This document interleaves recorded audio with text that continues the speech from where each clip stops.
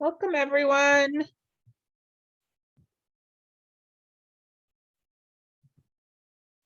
Hi, guys. Welcome.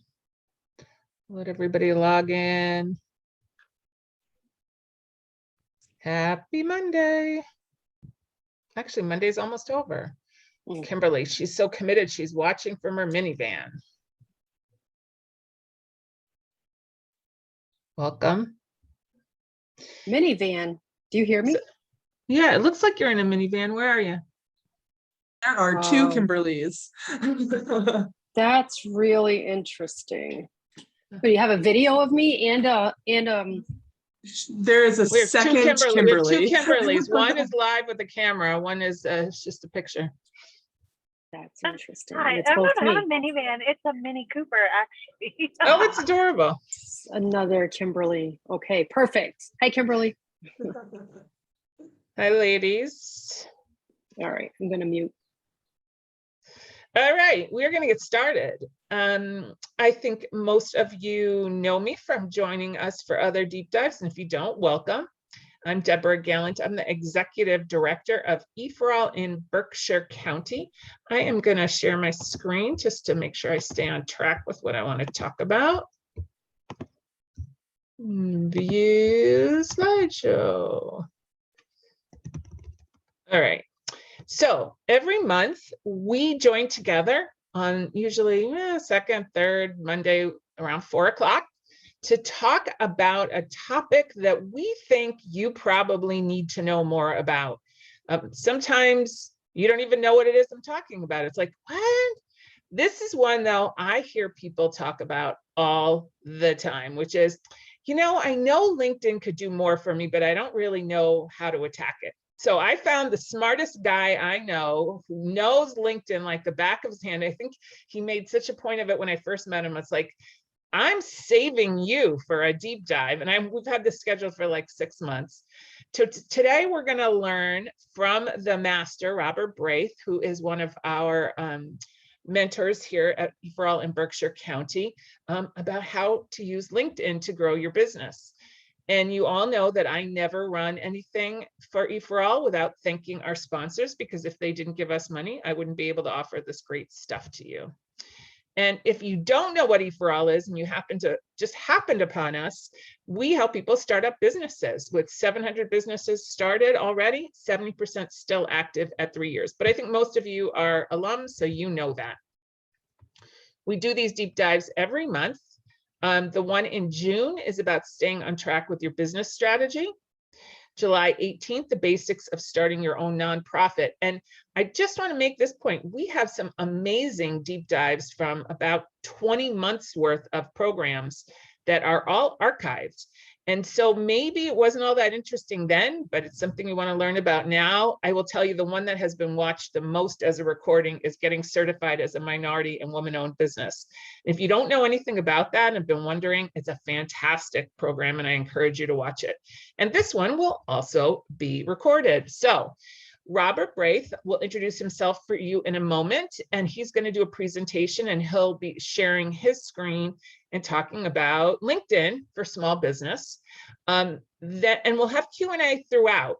But what we do is we tape about the first hour of the presentation, and then we try to just turn the recording off and give you a chance to have a conversation. Like either one of the Kimberlys might say, let's call up my LinkedIn profile and tell me what you think and get some feedback. We have the expert. Let's use him. Let's pick his brain. But that last 30 minutes is not recorded. So we go about 90 minutes, sometimes a little more, sometimes a little bit less. And before I forget, if you're joining us from Cape Cod, after the deep dive, there's a separate meeting room. Amanda Kaiser, Kai, is here and will be guiding you away from this call into that other one when we're done. And that is all that you are going to get from my screen. I'll be here. We encourage you to use the chat, raise your hand if you'd like to ask a question, because this is really so much more interesting if we participate with each other. So without further ado, I'm going to let Robert introduce himself and take it away. Well, hello, everyone. Nice to see you today. As Deborah mentioned, I have been using LinkedIn since the early days. I was a manager with Apple, beginning to start my small business back in 2005. And it really has been an invaluable tool, not only to build up my network, but also to build up my business relationships, rapport with both partners, clients, potential colleagues. And so today we'll look at some of the basics of the business side of LinkedIn, because I think a lot of people, a common question I will get is, well, why do I need to use this? I'm not hiring people and I'm not looking for a job. Well, that's exactly why you should be using this, because you should always be thinking about your next freelancer, your next collaborative partner. I found a number of projects on LinkedIn over the years, and we'll look at some ways you can make the best use of LinkedIn. My background prior to being a business owner, I worked with Disney, Gap, and Apple in management roles, and LinkedIn has been a great way for me to stay in touch with those folks and keep those relationships going, because even today as a business owner, having that rapport is so important. So I will be walking you through some screenshots from my own LinkedIn profile and business accounts. As Deborah mentioned, if any of you have any questions during this call, you can feel free to do the virtual hand. If you don't mind being recorded with your question, or you can put your questions in the chat during the call. And I'll be happy afterwards during our final third half hour here to even put on the screen if any of you want a kind of a courtesy review of what you're doing and maybe some tips along the way. So what we're looking at here is a business page, which all of you, even if you're just getting rolling with your business, I'd highly recommend you have a business page. So this is my page for Brathe Enterprises with the administrative features of seeing how many people have found us in search, how many people have uniquely visited our site, and so on. We will post on here pretty regularly, some interactive posts to try to jog up some conversation. Vanessa is my administrator on this page, and that's something I often will remind people, much like Facebook. LinkedIn does have features where you can enable other people to do the work for you. Vanessa is one of my freelancers, and I pay her to help me out with things like this. And so it's great to have somebody else populate this with content and it not just have to be me all the time. If you run events, you can also post events from this page, just like your Facebook business page. And use hashtags. I haven't been too much of a fan of that, but that's something we're probably going to get into a little bit more this summer. And I'm even thinking about starting a newsletter, and newsletters are something you can get people to subscribe to right from your company business page. So if you don't have one of these already, if you just go up to your Me tab, and you can actually from here create company pages. So it's you dove right into your LinkedIn page. I bet people don't even know what they're looking at. Yeah, so this is what's called a LinkedIn business page. So we'll go to from the top here in a second, but I just wanted to kind of put this out there to begin, so people get a sense of, even as a small business owner, having a business page like this can be valuable. So we'll come back to this in a little while, but let's go from the top in terms of how I use LinkedIn as a business person. If you, this is typically what I will walk into when I log into my LinkedIn account. I'll have my profile here. And one of my favorite bells and whistles to share with people about LinkedIn, because I don't have the easiest name to pronounce, you can actually record your voice to have your pronunciation there. So if you're not Smith or Jones, which sometimes can be an advantage, having that on your profile can be quite beneficial. So my recipe for a small business owner, especially if you haven't used LinkedIn before, is start small.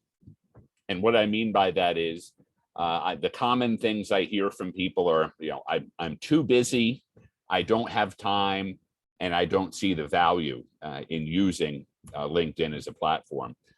if you have as little as 5 to 15 minutes on your calendar a day to utilize LinkedIn, I'm going to show you here how to make best use of that 5 to 15 minutes a day. So what I start at is I look at my profile every day and see if there's some adjustments I need to make. Even without the pro version, which I have, you can look at the last 5 people who have viewed your profile. And it's not just to see who's been stalking you. It's good to see, you know, kind of who is curious about your business and who's curious about what's going on. So that'll be, you know, number one, who looked at my profile in the last couple of days. So I can see here. So if you don't have the pro version, you'll see something like this, where you'll see the last 5 people who took a look at your profile. So there's my assistant, Mackenzie. This is somebody I reached out to connect to today. This person I'll have to look more into to see why they were looking at my profile. This person was a former student, and this person's looking for a job. So whatever I'm putting out there to the world seems to be working. So, you know, from there, I'll kind of make a mental note. Okay, you know, maybe I'll send a message to Mackenzie today to see how graduation's going or something like that. My next step from here is I will take a look at my notifications, and notifications, just like Facebook, will kind of give you a sense of what's going on in your network. So I see here, I've got a client request. I've got somebody has started a new job. I've got some news headlines and some things that people have commented on. So it's a great way to see, you know, what's working well with your LinkedIn profile and what could be improved later on. So I'll take a glimpse of, all right, what's going on here. And then I can look at this post and kind of take a look-see of, okay, what kind of impact it has had. So this looks pretty good. 1,600 people have viewed it, and a number of people have interacted with it. So I try to make my business posts pithy, useful, and not very salesy. A great author whose name I'll put in the chat, his name is Gary Vaynerchuk. Has this marketing concept that if you're doing 7 posts a week on your profiles, 6 of them should be adding value to your community, and 1 should be maybe selling something or talking about an event that's going on. So I kind of take that approach. So we've looked at our profile. We've taken a look Robert, at is your profile and what you can do different than what I can do with an unpaid version? Nope. The only thing that's different is the only thing different that I've shown you today will be the with being able to look at more profiles than the 5 that I had listed there. Some of the other features of the paid version that we probably won't touch on, but we might during the last option will be with the paid version, which I think the version I have is about $700. I can reach out to people if I don't have their email address. I can do more than I don't know what the cutoff period is, but after a certain amount of searching for people, they say you've exhausted your searches for the month. I'm a hyper crazy LinkedIn user, so I think I'd always hit that level of how many people I'm searching a month. But with the free, everything I'm going to show you today until maybe the last few minutes of the call or even in the Q&A will be some things that everybody has access to. Great, thank you. Yes, so a question and comment, could not see the profile views with the unpaid version. So where, when you're on your home page here, you'll have who viewed your profile. And for the unpaid version, you're only going to see the latest 5 people. So, you know, as you can see here, I can go down further and view, you know, an eternity. And you use these. So like if one of these people is somebody you didn't know, you might LinkedIn message them, say, oh, are you looking for a career coach? Can I be of help? Right? Exactly. And when we look at the messaging feature and some of the ways I really monetize that, It's those type of little pings of how's the job search going, or I saw you looked at my profile and you're looking for work. How's that going?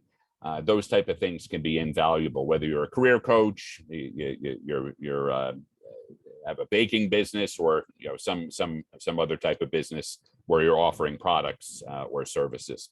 Oh, I just went to my page. I'm using the app and I did what you just said, and it just says try free for 1 month or turn off private mode or something. You might I have can't private see mode. anything. Yeah, if you have the private mode on, people won't be able to see that you looked at them, and vice versa. So I had that come up this morning. One of my interns is in high school, and her parents are really worried of her going online. I said, well, look, I don't demand anybody that works for me have a LinkedIn profile.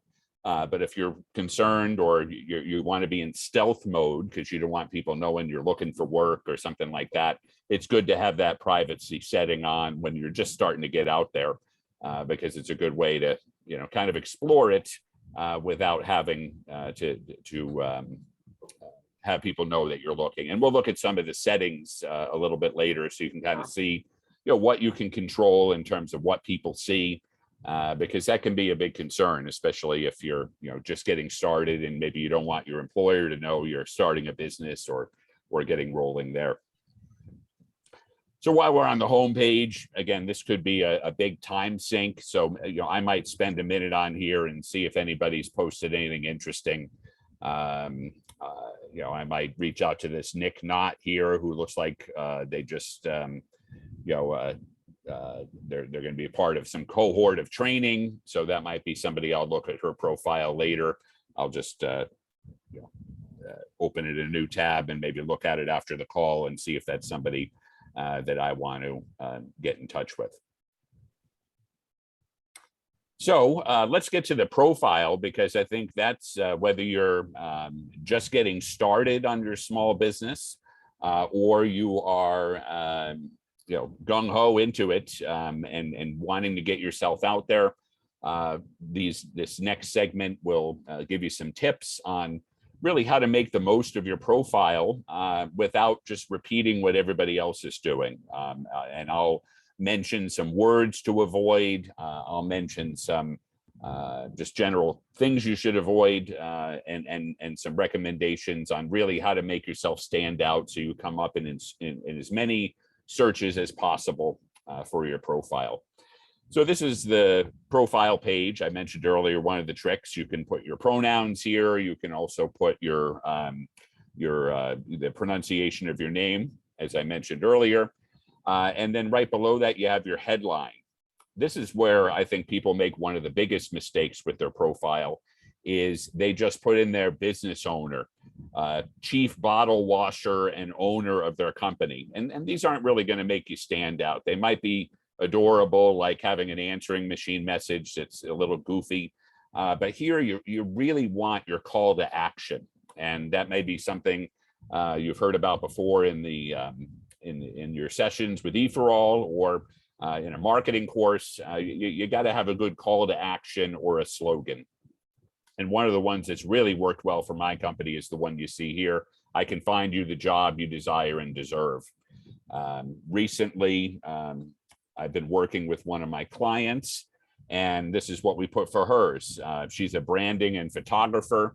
I elevate your brand to live the lifestyle you've always dreamed of. And then afterwards, putting in content creator, video producer, director, and photographer. She's got a nice professional image in there, and then she's got one of her banners from her website. So it's and these are all, again, free things. You may have to have somebody design your banner at the top. This was a stock image. I think I Googled LinkedIn cover photos, and I found something that has a similar computer to mine, a nice office setting. And I'm even thinking about shifting that up and maybe having something to do with resumes or my career business there.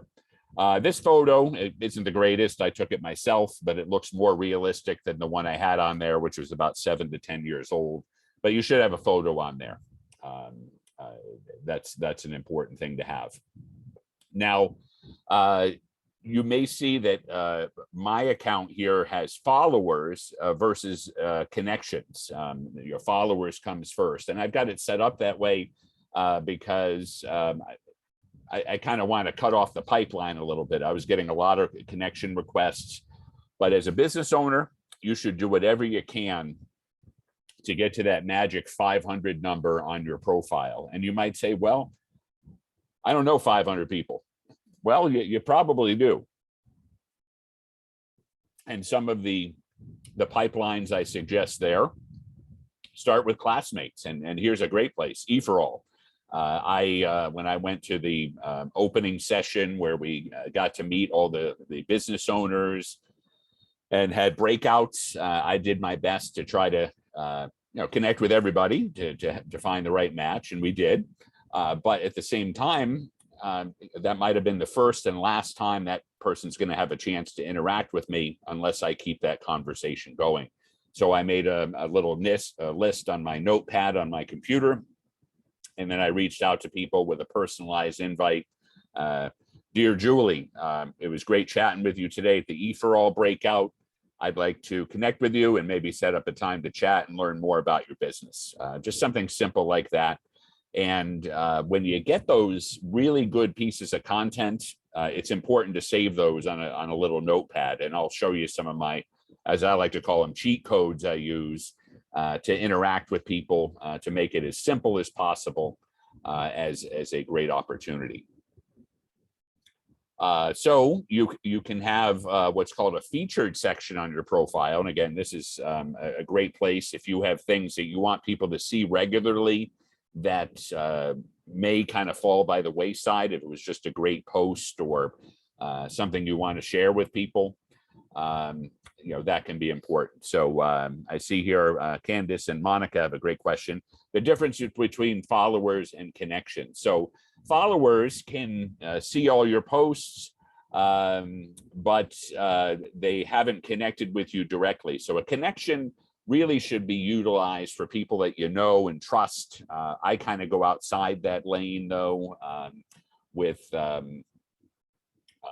pretty much accepting anybody that comes in. And then after the fact, I could go in and there might have been a dozen people in my entire life that have been like, well, this isn't a good match, a good connection. I'd rather not be connected with this person. So with the followers, they're going to see all your content, when you post an update, etc. But they're not going to be able to copy you in on messages and things like that. So a follower is a great way, especially as you build up that network. But starting out, I would do what I can to connect with people, and then if you get to that point where it's becoming too much to manage, you can put yourself into what's called creator mode, and I'll show you that in the settings where you're more of you're not really perceived to be an expert at anything, but you're positioned in a way where you want more people to follow you than make that personal connection. So with the connections, again, people you've gone to school with, people you've worked with at past jobs, friends and family, peers. I remember there was a kid, Spencer Mayo, who was maybe 16, high school sophomore in one of my business classes. And I gave them a challenge. I said, if you students get 100 connections by the end of the semester, I'll give you some extra credit. And then if you get 500 connections, I'll give you 10 points on your grade because of the importance of connecting. And he got 500 connections in about a week. And I'm like, Spencer, what did you do? He's like, well, my father and mother both work. I work. I did an internship. I started a small business, and I had a lot of customers already that I could just reach out to and connect with. So for to jump over to connections for a bit, so you can go into your connections list here, and actually, for the free version, you can see people that have been recently added and sort them by first name and last name. So I often will go in here and kind of get some context of who the people are that I connected with.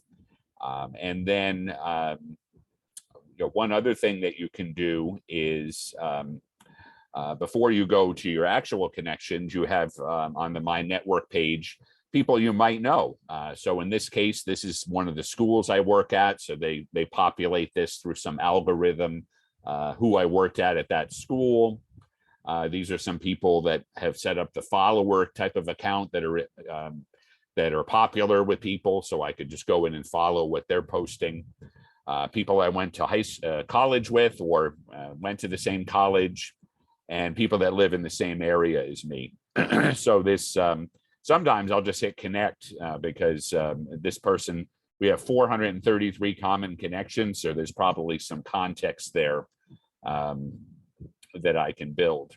Now I'll show you my preferred method of connecting with people. So let's go into this Emily Mayor's profile. So rather than just blindly click, click, click, which you can do, but sometimes people might look at you a little weird for doing that, or might not even connect with you. Well, let's go into Emily's profile here. So I can see that Emily is open to work. And it looks like I actually did reach out to her. So we do have a pending request. But if we didn't have a pending request, I could, let me see if I've got somebody that I don't have a pending request to, so we can show you what I was trying here. Okay, so we've got Julissa Campos, open to network. I see here we have a connection in common. So I'll go connect and then add a note, and then I'll put something simple like this. Julissa, how's the search for work going? It would be great to connect and help you find that job you desire and deserve. So that could be something simple like that. If this was somebody who you might want to have be a customer of yours or be a partner. Dear Julissa, I see we both work in the culinary industry. I'm trying to grow my business, and it would be great to compare notes, and then hit off send. So now when Julissa gets that in her inbox, there'll be some context to it versus just some weirdo reaching out and hitting connect. So that can be a good way to build up your network. So yes, so why is 500 connections important? Does it give you an added benefit? Yes. So in addition, it's not just the glamour feature of 500 plus next to your name.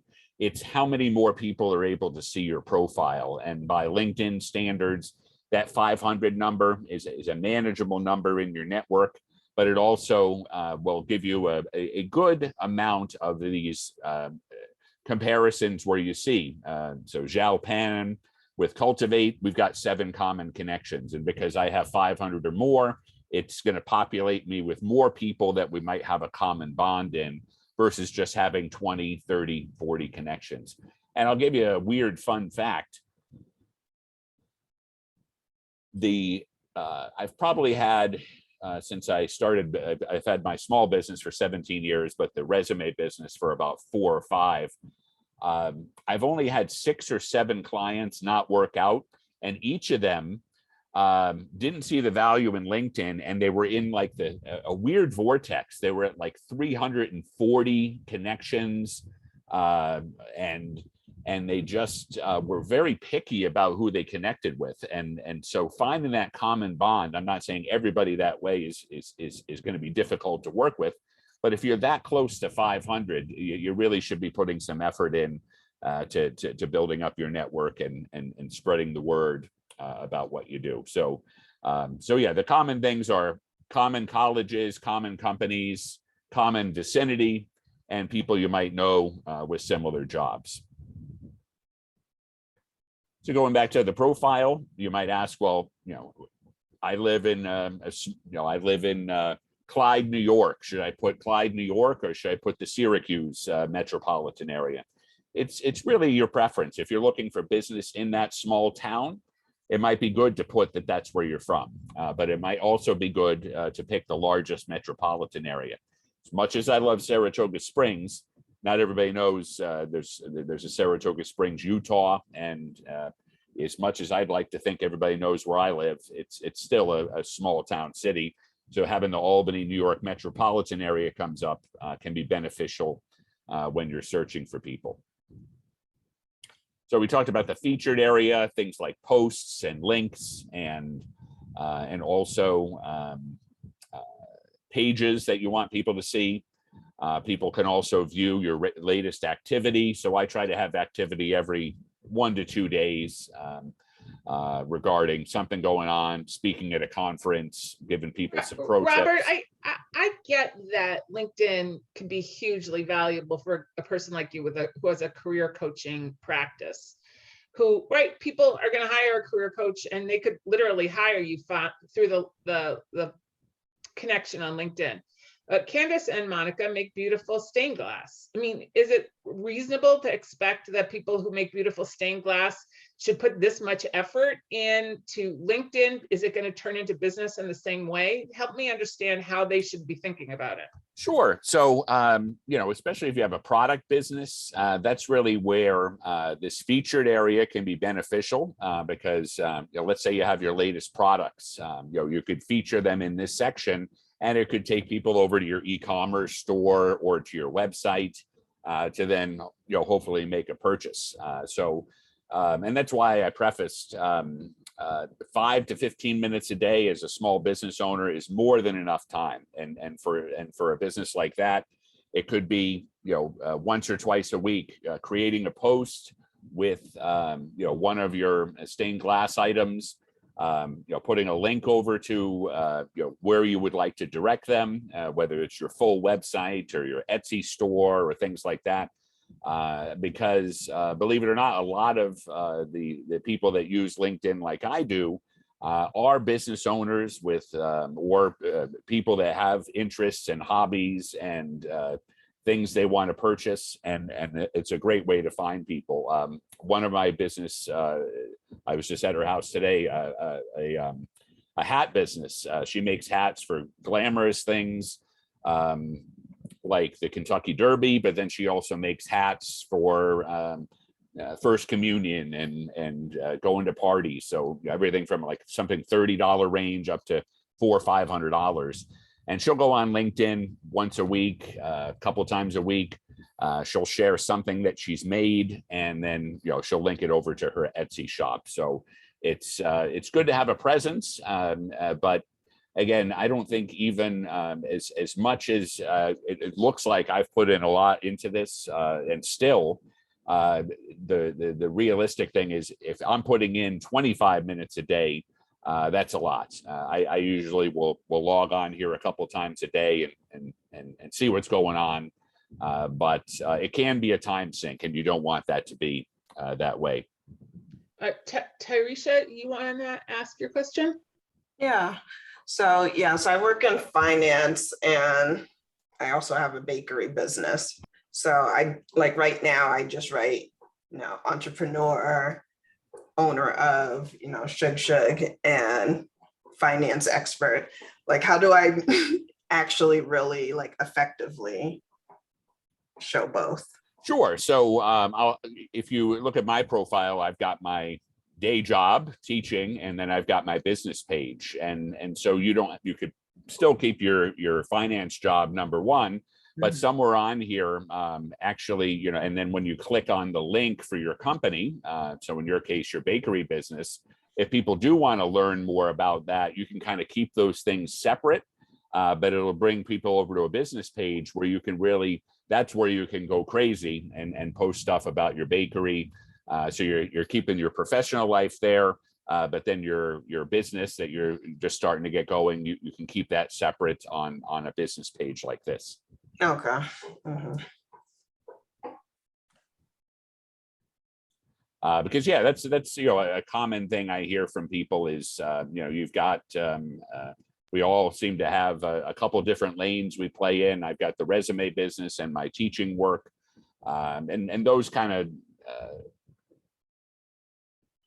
go together, but not everybody's businesses and whatever their day job or vocation is don't always parallel. So it's good to have those in a mention on your personal profile, but listed separately. Robert, her other question was about why is 500 a magic number?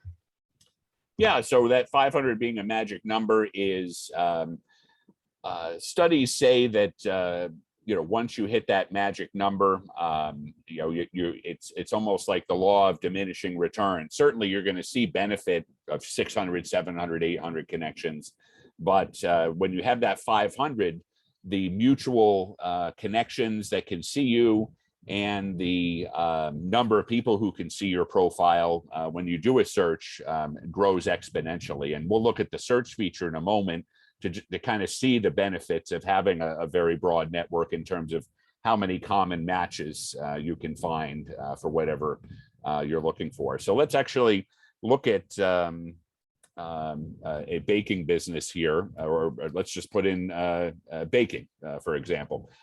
So if we just, you can type in really any word into the search tool, and then it will give you options across the top where you can find really anybody in that field.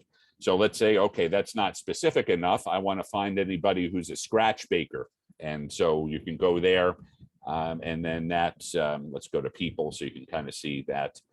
So there's 212 people on their profile who mentioned they're scratch bakers. So maybe there's Hilda, who's one of my friends. She's got a company doing that downstate. I've got Erica Hall here, who's got a business in Charlottesville.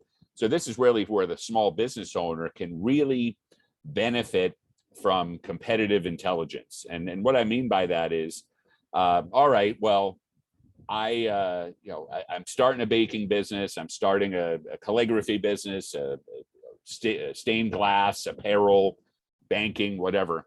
And nobody near me is willing to share best practices because they're my competitors. Well, you can go here and let's say you're based in Vermont or Massachusetts, and you could reach out to this Roger Sudnick in West Chicago, Illinois, and chances are you connect with Roger and say, hey, I'm starting up a business in the Northeast.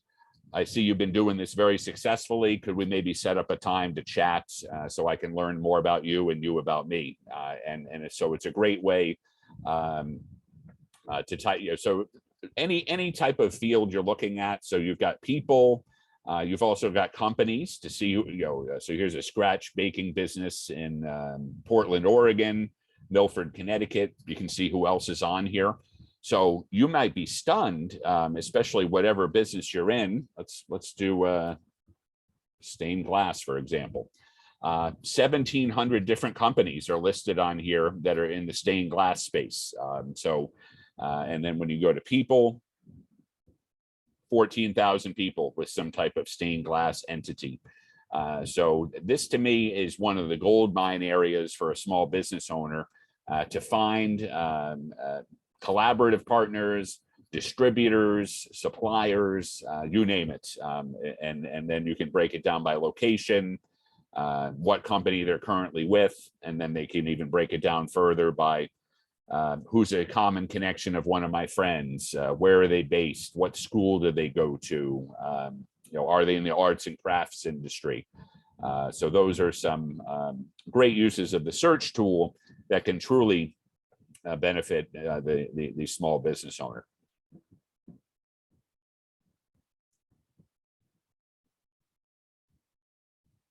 This is a shortcut if you do want to start a services page, which I'm going to explain to you next. So we've talked a bit about product businesses, but let's say you have a service business. Now, right from your profile,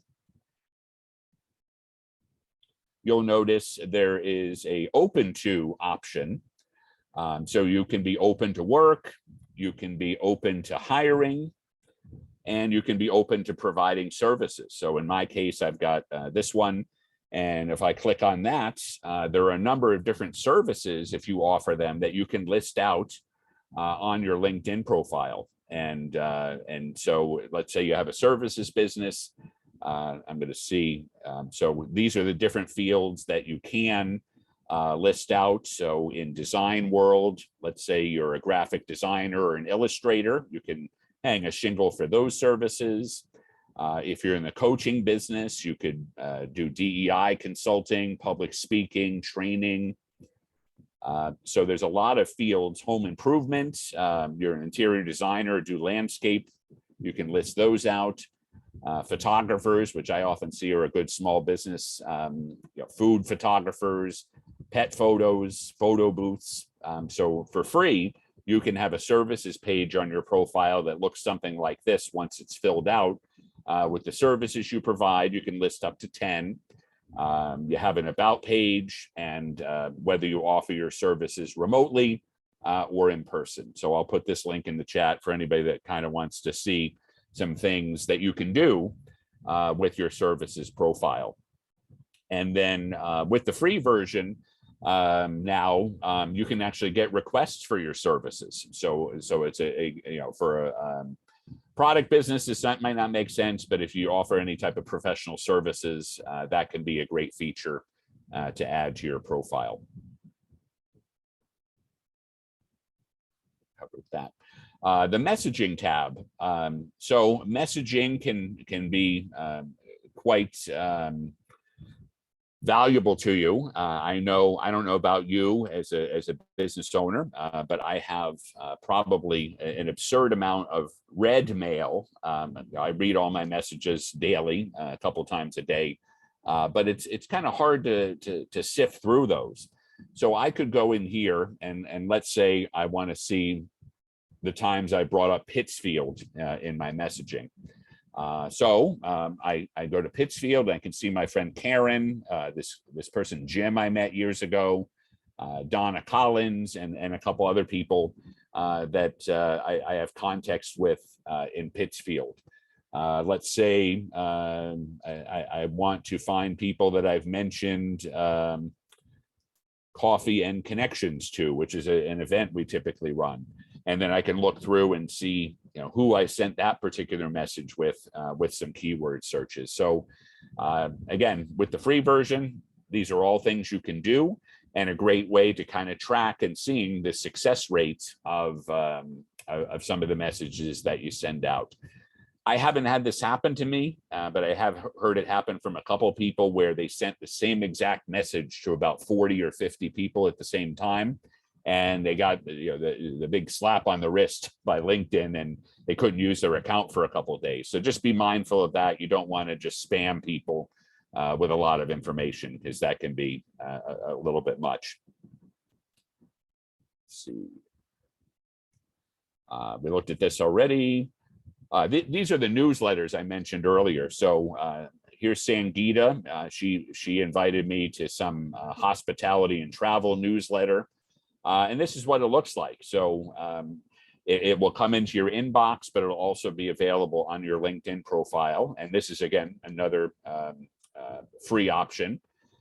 So she's got a nice visual. So would this be in addition to a regular newsletter that you do? Would this drop your regular newsletter into LinkedIn? Help me understand, what would you do with this? One or two things. Yeah, if you don't have a newsletter already, this is a great way to start with one, but you can syndicate, as I like to say. If you already got a nice thing in MailChimp or on your blog, you can just take that content and populate it into here and be able to get some subscribers this way. So it's another supplement or option if you aren't using a newsletter.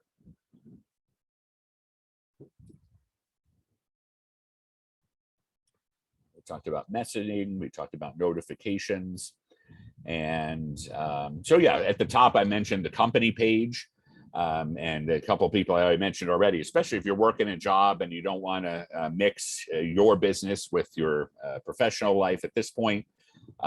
You can, and the features are very similar to a LinkedIn or a Facebook business page. It tells you exactly the cover image size you need to put in a nice design there. Similarly, if you want to have your image in the corner, it'll tell you, your page logo should be a square. You can have a shortcut to your page. You can have different buttons to direct people to your website. So how do I decide if it's worth having both of these, or if one is enough? It's worth having both. And the reason being, you don't want your LinkedIn to have your company name and it go to a dead end, because as I mentioned before, let's go to Kristen Jensen, since we've looked at my profile enough. So this is Kristen's full profile. And yeah, she could probably get by because her business and her company page are one and the same. But for example, she used to be a representative for Panasonic, and if you click on this, it will take you over to the Panasonic page. And it's just a habit that people typically will do is they see your logo and they want to know more. So you click on this, and rather than it go to a dead end, it takes you over to a page with more information. But couldn't you just send it to your website? It doesn't give you that ability to go from here to your website, and that's why having your company page, then you can have your visit website button from your business page. I see it. Okay. Yeah, they're like any good platform, they're trying to keep you within the constraints of the platform versus you going off somewhere else. It seems like you have to have 2 separate logins based on how you are navigating. You can't like use, you can't select your business page on your personal page, essentially. Like, can I edit my business page on through? Is it the same login or 2 different? Same login, and that's the mistake you don't want to make. Sometimes people have a company personal profile, which is the wrong way to go about it, because you're not going to get the benefits. So you should have your personal page when you log in, and then from there you'll have a drop down like I do, where you can manage your companies, you can manage your showcase pages. So a showcase page is, let's say, underneath Brathe Enterprises, the career service station is one of our businesses. So the page will look the same, but it's just a service page for that particular offering. So yeah, don't create a separate LinkedIn account for your business. Everything can be logged in from the one account. And that's really where on your company page, you can have a little bit more of some control here, in that you get administrator tools. So you can actually have, so Maria and Vanessa are able to add content to my page. They don't have my login, but they're able to go in and populate it. They can't add users, but they can go in and put whatever content. And Maria has actually finished her internship, so I can go in and remove her. But if I wanted to add other people, you can have them just, if you want them to see how your advertising is doing, they can be an analyst, content admin for managing your content, and super admin would be like a business partner or something like that. So it's good to keep those. And the other thing that sometimes people make a mistake with is, well, I'm going to have a LinkedIn profile for my job at Texas Instruments, but then I'm going to have a completely separate LinkedIn account just for my business.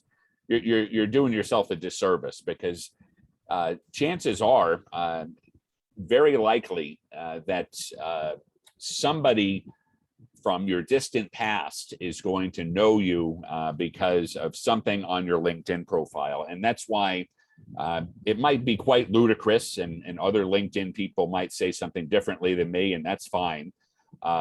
But if you go through my jobs, it's only going to show you the latest 5. But I have every, even part-time job I've had since I was started working 33 years ago as a gas attendant at a gas station. And I got a job from a client because of that gas station being on there. He's like, were you little Robbie that pumped my gas 20 years ago? And it builds context. So even if you're not doing something anymore, well, I used to be a welder, but now I've got a music lesson business. Well, believe it or not, that's how I found one of my service providers was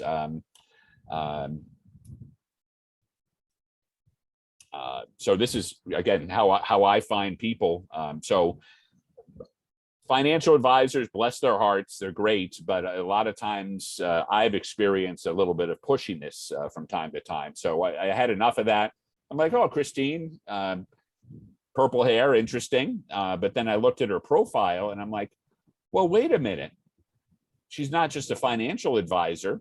She actually used to work for a car dealership. So I contacted her right away. I said, Christine, I don't want to talk about wealth management, but I see you used to work for a car dealership and I'm upside down on a lease. Let's talk. We ended up having coffee at Panera Bread, and she's been my financial advisor for 6 years. So she was able to build context with me because it wasn't just financial representative at Wealth Advisory Group. There was all the different layers that really, they say, people should be like layers of an onion. There's, the more you get to know them, you kind of. Her profile didn't even tell me she was a financial advisor. I'm seeing that she's a networking expert. Yeah, well, this is, she's kind of shifted out of that now.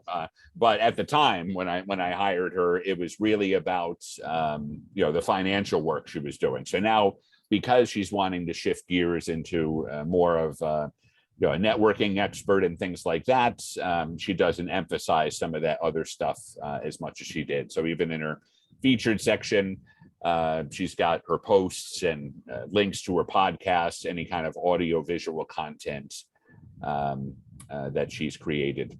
And then let me show you one other profile as we're getting close to the top of the hour here. This is the hat business I was mentioning to you earlier. So this is June Gumble, one of my clients.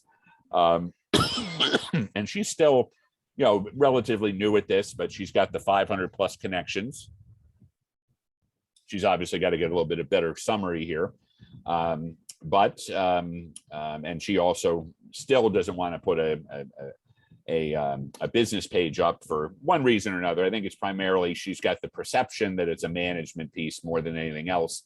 But this is where, to what Deborah asked before, can you have it link over to your website? Well, you can put a link in each of your jobs, and then this will take you actually over to her webpage. So it won't from, so there's her Etsy page with more detail. So it won't take you over to a business page, but in her decision was, I don't want anything too much on LinkedIn. I just want that I own this company and let's put this here. And that's been the preponderance of her business. But I did get her to buy in on the whole idea. Let's put your college on here. Let's put the bachelor's degree as well, and list out up to 50 skills that all of you should identify, skills in your area, but also skills that might be something that you had done in the past, because sometimes, again, there might be some common bond there that you can develop. So in her case, the top 3 skills are profiled on the main screen: millinery drawing and oil painting. And then here are the other skills: hat making, styling, etc. Can we just pause here for a minute? Candace and Monica do have a question that they want to ask about 2 jobs and 2 profiles, but I would love to, I'm thinking about the effort that's going to go into doing this well. And I'm thinking about all the other social media platforms out there. Lots of people are doing business on Facebook or selling things on Instagram. How do I decide if LinkedIn makes sense for me? I mean, I guess it's a self-selecting group who's on our webinar right now, who's, they want to know more about LinkedIn, but there's only so many hours in a day. And this probably pays off better for some kinds of businesses than others. Talk to me about it philosophically. Yeah, philosophically, I think even in just looking at how Kristen and Christine use LinkedIn versus June, even June with going on here once a month, there's a benefit. So for example, because of her LinkedIn presence, she has been able to attract other people in what's called her Millinery Guild to join, and they've found strength in numbers. So now they're running events together. And so the philosophical thing is, why not? So if you can have a profile, and even if you don't do the 5 to 15 minutes Monday through Friday I suggested, it's just another way for people to find you on the search results for your business. So like if we went to Go Chapeau, it's not a very common phrase. I would never know how to spell it. Yep. But we've got her Facebook page, her Etsy, her millinery business. So in her case, because she doesn't have a business page, it doesn't show up. But it would be if she had more of a profile. Now, if you just search her name, you're going to see her She's got a prominent ex-husband as well, but I knew I so, knew the name. yeah. So in her case, it doesn't necessarily come up well. Now, Christine Smith, because that's a very common name. In her case, she really has to, sell herself a little bit better. But if you do Christine Smith Network or networking, that's really where her number one comes up. So, with a LinkedIn profile. So you're going to see more perks for people searching your name than necessarily searching your company. So that's something to keep in mind. So the long answer is the short answer to the long answer is setting it up. That's probably going to be the longest. Maybe you take 25 to 30 minutes to get your profile up, put a picture and make some adjustments. But then it's just a routine maintenance from there, taking a few minutes a day to make some posts and get yourself out there. Well, I know that I have a daughter in graduate school, and it's literally part of what the Career Center has them do now is that, to make those connections out there in the world, you have to start. And it does, people don't connect with you right away. And if you start with only 12 connections, you kind of look a little bit weak. So starting in stealth mode while you get them up makes a lot of sense. But from what you're saying, it really can be a crucial part of the networking you need for vendors, for resellers. And, I think people look you up to see who you are before a business meeting, before an interview, those kinds of things. It's kind of standard. Yeah, and and you'd rather have them find your LinkedIn profile than a Facebook page, because sometimes we get a little carried away. I still have a Facebook personal account, but just so I can log into my business pages and some of the groups I belong to, I've gotten off of there for personal use. But especially if maybe all you have is your website and maybe an Instagram account, LinkedIn is a great free way to get yourself found relatively easily on page one of Google. For professional purposes, that makes a lot of sense. Allison, I'm going to ask you to stop the recording. Robert, it's been so informative, and we are not stopping by any means, but I want to